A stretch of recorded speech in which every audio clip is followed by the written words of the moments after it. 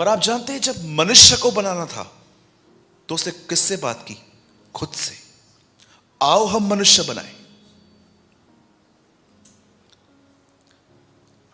जानवर बना मछलियां बनाने से पहले पानी से बात की गई, पेड़ बनाने से पहले पृथ्वी से बात की गई। आप जानते हैं, आप मछली को पानी से निकालो, मर जाती है।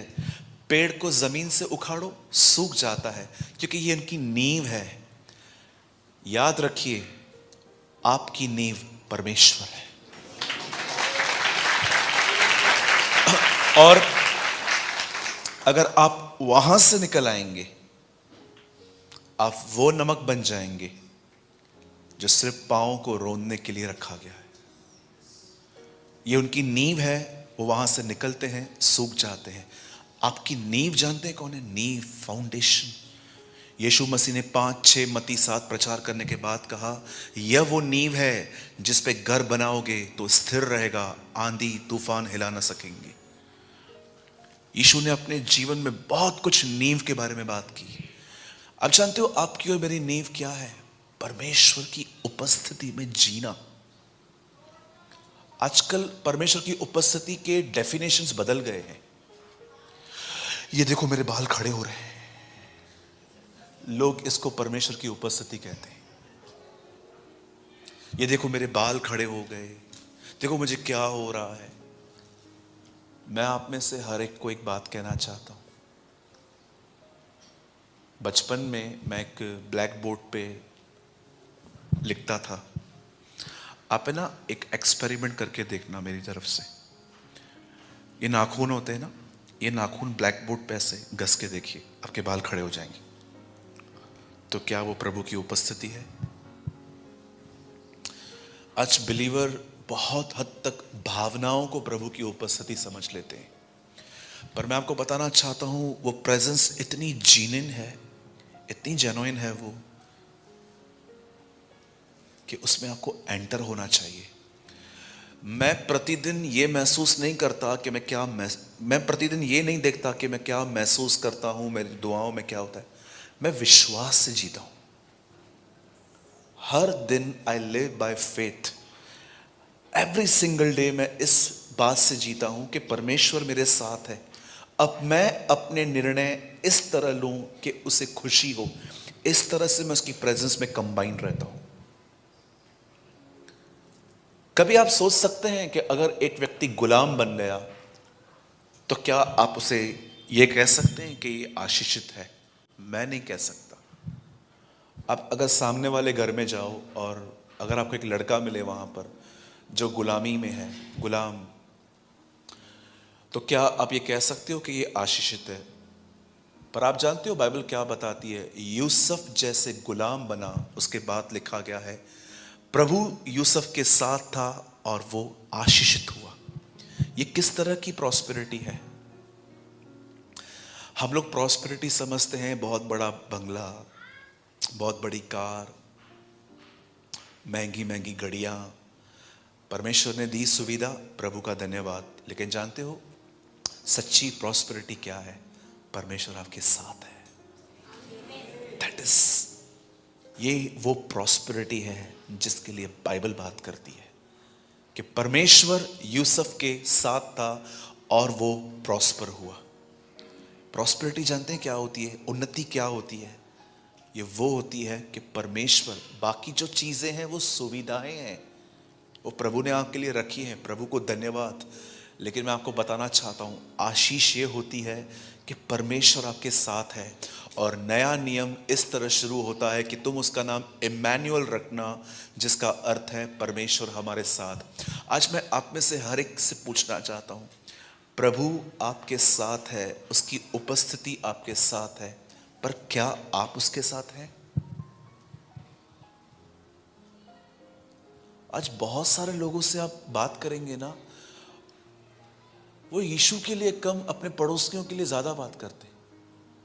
इन्होंने ये किया, इन्होंने मेरा सोना ले लिया, इन्होंने मुझे ये ले लिया, उन्होंने मुझे वो लिया। No no no no. Do you know something for the Lord? बहुत सारी सभाओं में यीशु को छोड़ के सब बात की जाती है। मैं आप में से हर एक को कहना चाहता हूं, क्या आप उसकी उपस्थिति में बने रहते हैं? उस लड़के को उस लड़के को खड्डे में डाला गया, उसने कोई विरोध नहीं किया।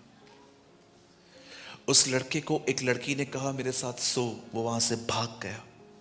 उसे जेल में डाला गया, और जानते हो प्रभु ने उसको वहां भी फेवर दिया। लिखा है जेलर ने सारी चाबियां उसके पास जमा करके रखी थी। जब वो प्राइम मिनिस्टर बना, वहां भी लिखा है खुदा। आप जानते हैं यूसुफ बाइबल का एक ऐसा व्यक्ति है जिसने परमेश्वर की उपस्थिति में बने रहना सीखा था। मैं आप में से हर एक से आज एक विनती करता हूं, प्रैक्टिस कीजिए प्रतिदिन परमेश्वर की उपस्थिति में जीना। सिर्फ भावनाओं से नहीं कि मुझे ये महसूस हो रहा है, मेरे बाल खड़े हो गए, मैंने ऐसा किया। No no no no. परमेश्वर की उपस्थिति में इस तरह बने रहें कि आप अपने हर निर्णय को इस विचार से लेते हैं कि ये परमेश्वर को पसंद है। इस तरह से आप और मैं परमेश्वर की उपस्थिति में बने रहते हैं। Honour the presence of the Lord. अगर आपको प्राइम मिनिस्टर कहे 10 बजे मेरे ऑफिस में आओ मिलने के लिए, आप 10:15 जाएंगे कि 9:30 बजे जाएंगे? मैं 9:30 बजे जाऊंगा, क्योंकि मैं जानता हूं मुझे किसने बुलाया है। जरा सोचिए, हम प्राइम मिनिस्टर को इतना आदर देते हैं तो हमें खुदा को कितना देना चाहिए। जानते हो मलाकी बाइबल की अंतिम किताब है, और वो मनुष्य से सवाल करती है, पुत्र पिता का आदर करता है, दास स्वामी का। अगर मैं परमेश्वर हूं तो मेरा सम्मान कहां है? पढ़ के देखिएगा। ये लास्ट क्वेश्चन है ओल्ड टेस्टामेंट का, where is the honour of Lord? पुत्र पिता का आदर करता है, दास स्वामी का आदर करता है। यदि मैं परमेश्वर हूं तो मेरा आदर कहां है? इस तरह बाइबल की अंतिम किताब हमसे बात करती है, where is the honour of the Lord. जानते हो परमेश्वर ने कब कहा कि मेरा आदर इन लोगों ने करना बंद कर दिया है? उसकी वजह जानते हैं क्या थी? क्योंकि इज़राइल ने बलिदान करना बंद किया था। अंधी बकरी, लंगड़ा बकरा, गूंगी, हर तरह के डैमेज, खराब बलिदान खुदा को दे रहे थे।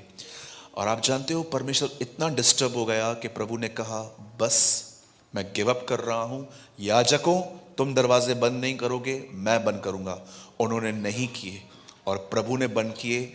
उसके बाद प्रभु ने कोई नबी नहीं भेजा और प्रभु ने नया काम स्टार्ट किया, चर्च, कलीसिया। इज़राइल के लिए हमेशा के लिए प्रभु ने दरवाजे बंद किए। उसके बाद डायरेक्ट न्यू टेस्टामेंट आया और यीशु ने एक नया काम चालू किया, चर्च। बलिदान जानते हो किस चीज में होता है? आपको पता है आज कितने मसीह लोग अन्य जातियों में शादियां कर रहे हैं? Do you no? लड़की कलीसिया में बनी रहती है, शुद्ध और पवित्र रहती है। लड़के कलीसिया में रहते हैं, शुद्ध और पवित्र बने रहते हैं। फिर जाते हैं कहां पर? जॉब के लिए, यहां वहां, पंजाब से बाहर, बॉम्बे से बाहर, ऑफिस में करते हैं। बाजू में एक कलिंग लड़का मिलता है, वो लड़का प्रभु में भी नहीं है। आहिस्ते आहिस्ते फ्रेंडशिप करते हैं, फ्रेंडशिप के बाद पाप में आ जाते हैं।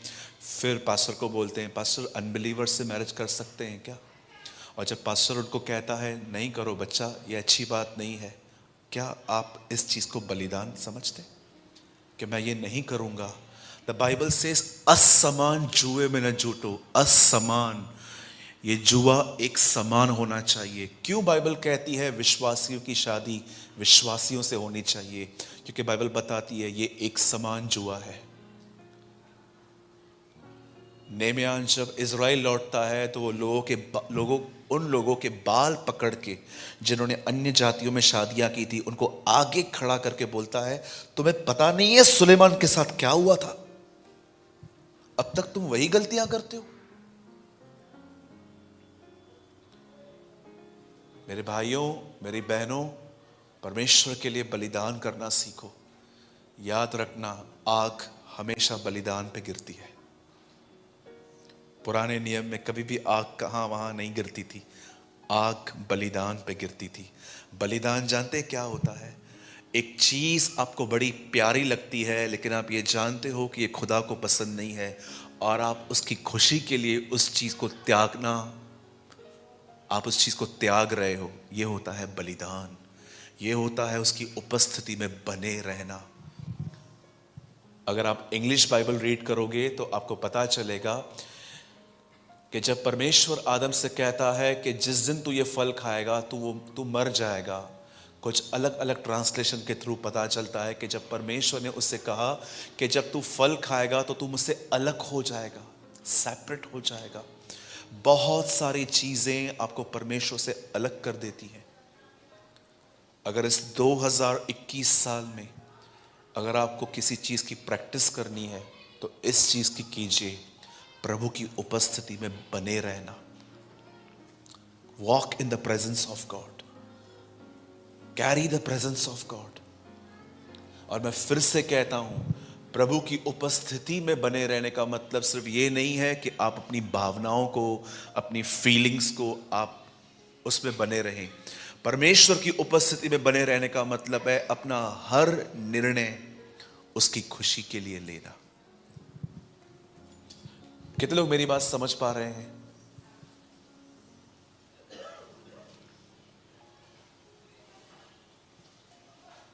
आप सिस्टर हैं, आपको लगता है कि प्रभु को आपसे एक शिकायत है कि आप बहुत बोलते हैं, तो आप प्रभु से कहिए, प्रभु मैं आज के बाद अधिक नहीं बोलूंगी। मैं जिस घर में जाऊंगी I will talk very sincerely. अगर आप एक भाई हैं और प्रभु आपको कई साल से दिखा रहा है कि ये गलत है, ये नहीं होना चाहिए, तो आज प्रभु से कहिए, प्रभु मैं ये नहीं करना चाहता, आप मेरी मदद करें। इस तरह बी इन हिम। आप जानते हैं यीशु की प्रार्थनाओं में सबसे मुख्य प्रार्थना क्या थी उसकी? यीशु की प्रार्थना में सबसे मुख्य प्रार्थना उसकी ये थी, पिता जैसे तू और मैं एक हैं वैसे ये भी हम में एक हो। मरने से एक रात पहले यीशु ने बहुत लंबी प्रार्थना इस विषय पे की थी कि तेरी कलीसिया मुझ में पाई जाए। इट मीन्स मेरी उपस्थिति में चलने पाए। सारा ने इब्राहिम से कहा, परमेश्वर मुझे बच्चा नहीं दे रहा है, अब एक काम कर, हाजिरा से मुझे संतान उत्पन्न करके दे। एक्चुअली सारा को प्रॉपर्टी से बहुत प्यार था। वो जानती थी अगर मैं मर गई और मेरा हस्बैंड भी मर गया तो हमारे घर में जो एलियाजर जो नौकर है वो सब ले लेगा। इस वजह से वो कहती है कि हमारे घर में जो ये दमश्की एलियाजर है ना, ये हमारी प्रॉपर्टी ले लेगा, इसलिए अच्छा पहले बच्चा चाहिए। और आप जानते हैं इब्राहिम ने उसकी बात मानी। वो हाजिरा के पास गया, वहां से बेटा पैदा हुआ, प्रभु के सामने गया, प्रभु ने कहा मुझे ये नहीं चाहिए। जब ये सारी गलतियां इब्राहिम कर चुका, मिस्र गया, अबीमेलेक को झूठ बोला, बच्चा पैदा हुआ, बहुत सारी बातें हुई।